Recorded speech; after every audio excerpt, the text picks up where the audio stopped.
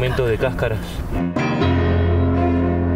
Venía el dinosaurio a nidificar, migraban desde allá del sur de La Rioja, venían para acá, hacían el hueco cerca de las fuentes hidrotermales que las tenemos. Mira, aquel que ves el montículo ese es un geyser. Sí. Re cerquita. Estamos a 5 metros. Sí. Un geyser, y todo el montículo en realidad son todas estructuras macroscópicas hidrotermales. Y donde el dinosaurio veía que de alguna forma pudo saber la temperatura óptima para nidificar, hacía el hueco, ponía sus huevos, lo tapaba y se iba. Estamos localizados en el Parque Geológico Sanagasta, que queda a unos 30 kilómetros al oeste de la ciudad de la capital de La Rioja. El lugar fue descubierto hace aproximadamente 10 años por unos geólogos que vinieron a explorar la zona en búsqueda de mamíferos fósiles y se encontraron con que no había mamíferos fósiles, sino que había estos restos de huevos de dinosaurio. Nidos de dinosaurios, La Rioja. Hallazgo, 96 nidos con huevos de dinosaurios. Antigüedad, 100 millones de años. Período Cretácico. Descubrimiento, dinosaurios que nidificaban en ambiente hidrotermal. Es un sitio muy importante a nivel mundial. Estamos dándonos cuenta que es importante a nivel mundial porque se han encontrado más de 90 nidos con huevos de dinosaurios y los cuales están localizados en un paleoambiente hidrotermal, cosa que no había sido notificado previamente.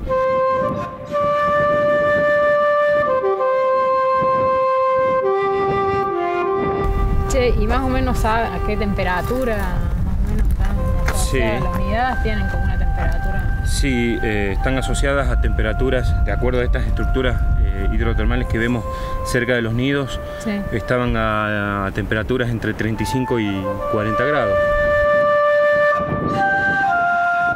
En realidad, cuando nosotros empezamos desde el 2007 a trabajar el sitio, encontrábamos los nidos, los huevos y la alta densidad de materiales fósiles. Nos fuimos preguntando por qué acá. El hidrotermalismo produce estructuras y sedimentaciones muy particulares y nos fuimos dando cuenta viendo las cristalizaciones, los minerales y las características sedimentarias del lugar. No se sabía bien por qué los dinosaurios iban a nidificar a las grandes colonias que se han encontrado en diversos lugares del mundo. El descubrir esto acá en Sanagasta como que abre todo un abanico de posibilidades para llevar esta idea a otros lugares, ¿no? No implica que estos otros lugares también sean hidrotermales o dependan de la misma circunstancia que ocurrió acá en Sanagasta, pero hay que ver el porqué de esos lugares. Parece que sigue por acá como sí, ahí estaba completo.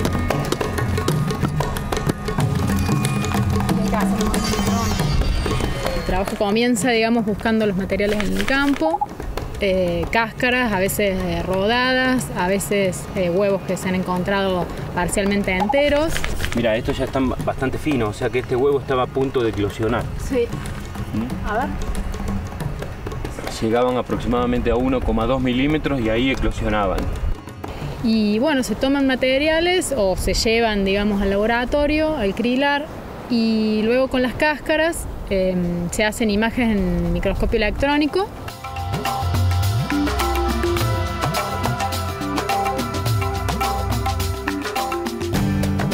Y bueno, lo que se hace son buscar, digamos, caracteres que ya se conoce, que están en las cáscaras y que son indicativos, por ejemplo, de un grupo de dinosaurios, en este caso saurópodos, por ejemplo. Por suerte el sitio está muy cerca de donde nosotros trabajamos, en el crilar, está aproximadamente 50 kilómetros y no se necesitan grandes campañas paleontológicas como en otros casos, ¿no? Donde uno tiene que traer toda la logística, carpas, equipo, etc. Acá venimos diariamente y nos volvemos a casa, ¿no? En el día. La accesibilidad al lugar trae la problemática del daño, del robo, del tráfico, ¿no? Y eso es un problema que trataremos de solucionarlo en el futuro con la creación de un parque que se está desarrollando actualmente, la planificación de la creación del parque Cretácico de Sanagasta. Estamos haciendo muchas cosas para el desarrollo de la paleontología en la provincia, ¿no? Estamos recién iniciándonos y creemos que tenemos toda la vida para trabajar acá.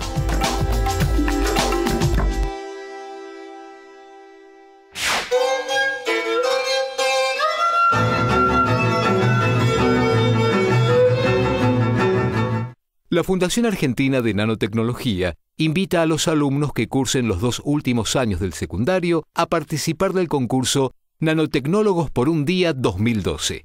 Los ganadores obtendrán becas, bibliografía y dinero en efectivo para las escuelas que representan y una visita a un laboratorio de nanotecnología en nuestro país. Para más información, contáctese a nanotecnologosporundia@fan.org.ar. Vamos a hablar de nanotecnología y como siempre con Galo Solerilia. Galo, ¿qué es lo que se sabía hace 10 años en la intimidad de una molécula y ahora qué es lo que sabemos nuevo? ¿Qué es lo que no se sabía y qué es lo que se sabe ahora? Bueno, es una muy buena pregunta. Los avances hasta hace algunos años permitían hacer imágenes de moléculas individuales. Estoy hablando de lo que se conoce como microscopías de fuerza atómica o microscopías de efecto túnel que hemos presentado en el programa y que permitían ver, digamos, la topografía de una molécula. Vos depositabas una molécula a baja temperatura sobre una superficie, por ejemplo, y podías ver los átomos que la constituían. Eso es muy interesante porque un químico, un biólogo, por ejemplo, ven una molécula, tienen su fórmula, tienen una información indirecta de ella y muchas veces proponen una forma. Generalmente conjeturan. Generalmente las propiedades, por supuesto, dependen de esa forma, pero no solamente de la forma, sino al estar los átomos unidos de alguna manera, también depende muchísimo de cómo están unidos esos átomos y de qué fuerzas hay entre ellos. Entonces depende muchísimo de cómo es su distribución de cargas. Bien. Lo que los químicos podíamos hacer, y los físicos habían probado muy bien con estas imágenes, era la forma de las moléculas. Era muy dramático ver cómo una molécula que yo creía que hacía una estructura de palitos que daba eso, en un microscopio de túnel daba esa forma. Maravilloso. El salto que se ha dado en los últimos años, en particular en un artículo de principios de 2012, ha sido que no solamente ahora puedo mirar las formas, si recordás la microscopía de efecto túnel veía la corriente, en función de la corriente que se generaba entre una punta y una superficie, veía la distancia a la cual estaban estos átomos, sino que ahora con otras microscopías más finas que involucran medir carga, se puede ver la distribución de cargas. Entonces lo que ha hecho esta técnica, que se llama espectroscopía Kelvin,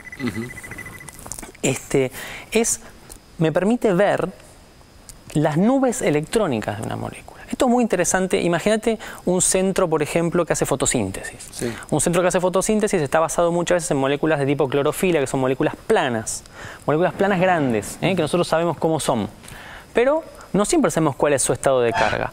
Y cuando la luz pega en ellas, la carga se va a redistribuir de una manera y va a pasar a algún lado del otro y va a formar una reacción fotoquímica. ¿Pero y cómo se ve? ¿Se ve, no me digas que se ve un signo más y un signo menos? No, se ven como perfiles de carga, como densidades de carga. La punta está cargada sobre la superficie. Hay un pequeño truco del fabricante que es nuevo, es una espectroscopía que empezó en 2010, fines de 2010, muy moderna, y lo que se ve ahora es el perfil de la carga de superficie de esta molécula. Para moléculas planas es genial, porque vos lo que estás viendo es una especie de mantel y la distribución de cargas en ese mantel. A partir de eso, vos ahora podés entender realmente la distribución de cargas de la molécula en vivo y en directo, compararla con los cálculos, ajustar tus modelos y bueno, ya ver la realidad directamente, cosa que es fantástico. Es fantástico. Se llama Galo Solerilia y habla en este programa de nanotecnología. Nosotros en este programa justamente seguimos así. En instantes, científicos argentinos diseñan un medidor láser de limpieza y llega un nuevo planteo matemático del profesor Paenza. Ya volvemos.